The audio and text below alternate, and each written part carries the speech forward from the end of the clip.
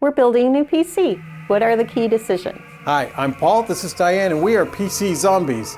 Check out our video on 5 key decisions before building a PC to find out where our questions come from. Di, why don't you ask me the questions and I'll tell you about the PC. All right. The first question is, who are we building the computer for? We're building it for me, and we're building it for the PC Zombies channel. So I'm gonna probably add some things in I may not normally add for me, although I don't tend to hold back anything for myself.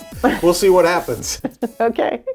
What are the primary uses for the PC? I'm gonna be using it primarily for video editing, but I do tend to use it for programming, for word processing, spreadsheets, and a little bit of internet. No games? And it'll be a great gaming PC.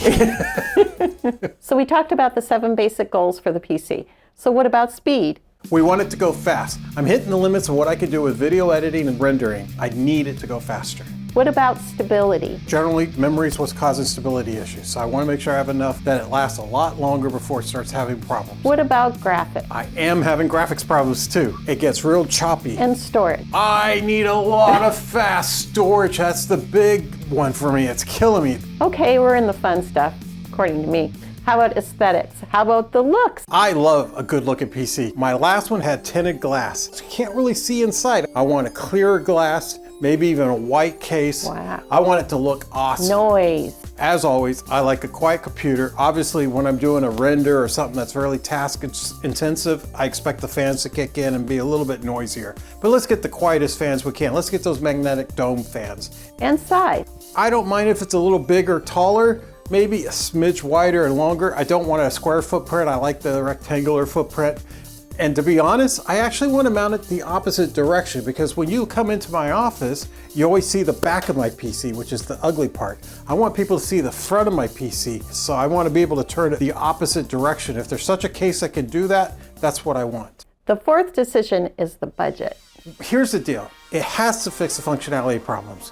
We're going to do some things that are just expensive. We're going to do fancy looking cables. We're going to do a custom water loop, and we're going to do it right for the channel so you guys can see how to do these things yourself. It is going to be overclocked for sure. You better sell a lot at the lemonade stand.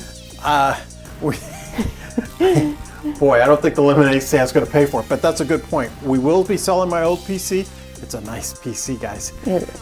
But at the same time, I need to have it working now, so I'm not going to try to put off like the new fancy graphics card.